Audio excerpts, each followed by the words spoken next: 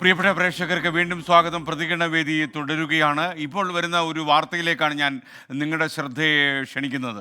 തൃശ്ശൂരിലെ ATM കവർച്ചാ കേസിൽ നാമക്കലിൽ criminal കോടതി ജഡ്ജി പരിശോധന നടത്തുകയാണ്. ഇപ്പോൾ അതിൻ്റെ ദൃശ്യങ്ങൾ പ്രേക്ഷകരെ കാണിച്ച നാമക്കൽ SP കുമാർ ഖന്നയും അവർക്കൊപ്പമുണ്ട്. പ്രതികളിൽ നിന്ന് നഷ്ടപ്പെട്ട നോട്ടുകൾ പോലീസ് കണ്ടെത്തിയിട്ടുണ്ട്. പുതിയ CCTV ദൃശ്യങ്ങൾ ഇപ്പോൾ പുറത്തു വന്നു. അതിൻ്റെ ദൃശ്യങ്ങളിലേക്കാണ് നമ്മളിനി പോകുന്നത്.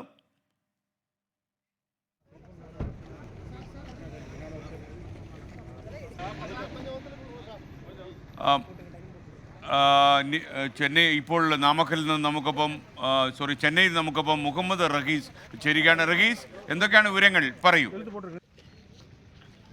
SK അല്പം മുമ്പാണ് ഈ നാമക്കലിലെ കുമാരപാളയം ക്രിമിനൽ ജഡ്ജ് മാലതി ഈ സ്ഥലത്തെത്തി, ഈ സംഘർഷം നടന്ന സ്ഥലത്ത്, എൻകൗണ്ടർ ഉൾപ്പെടെ നടന്ന സ്ഥലത്തെത്തി പരിശോധന നടത്തുന്നത്. നാമക്കൽ SP കുമാർ ഖന്നയും സ്ഥലത്തെത്തിയിട്ടുണ്ട്. ഇതിന്റെ ദൃശ്യങ്ങളാണ് ഇപ്പോൾ 24-ന് ലഭിച്ചിരിക്കുന്നത്. ഒപ്പം തന്നെ ഏറ്റവും പ്രധാനപ്പെട്ടത്, പ്രതികളിൽ നിന്ന് തെറിച്ചുപോയ നോട്ടുകൾ പോലീസ് കണ്ടെത്തിയത് 500-ന്റെ നോട്ടുകളാണ്. നേരത്തെ ഈ ATM കവർച്ചാ സംഘം 2 ബാഗുകളിലാക്കിയാണ് ഈ പണം മുഴുവനും അവരുടെ കണ്ടെയ്നറിൽ വെച്ചിരുന്നത്.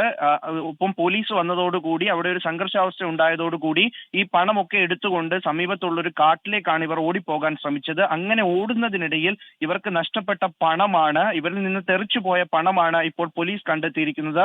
ഇത് കേസിൽ ഏറ്റവും നിർണായകമാണ്. കാരണം ATM കവർച്ച ചെയ്യപ്പെട്ട പണവും ഒപ്പം തന്നെ കണ്ടെടുത്ത പണവും തുല്യമായിരിക്കേണ്ടതുണ്ട്. അതിൽ ഒരു കൃത്യമായ കണക്ക് പോലീസിന്റെ പക്കൽ ഉണ്ടാകണം. കാരണം നാളെയാണ് ഇവരെ കോടതിയിൽ ഹാജരാക്കുന്നത്. ഒപ്പം തന്നെ ഈ കുമാരപാളയം ക്രിമിനൽ കോടതിയിലാണ് ഇവരെ ഹാജരാക്കുകയും ചെയ്യുന്നത്. അപ്പോൾ അതുമായി ബന്ധപ്പെട്ടാണ് ജഡ്ജിയും ഒപ്പം SP കുമാർ ഖന്നയും അടക്കം ഈ സ്ഥലത്തെത്തി പരിശോധന നടത്തുന്നത്. ഒപ്പം രാവിലെ 6:53-ന് ഈ വാഹനം കുമാരപാളയത്തേക്ക് എത്തുന്നതിന്റെ CCTV ദൃശ്യങ്ങളാണ് ഇപ്പോൾ പുറത്തു വന്നിരിക്കുന്നത്.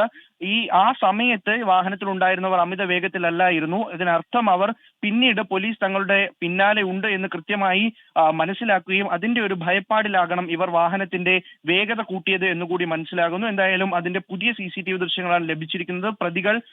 നാളെ പ്രതികളെ കോടതിയിൽ ഹാജരാക്കും. SKN.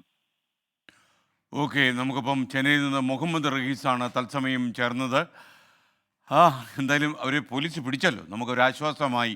അല്ലെങ്കിൽ അതൊക്കെ വലിയ വലിയ ദുരൂഹമായ കഥകളൊക്കെ ഉണ്ടാകാൻ കാരണമായേനെ.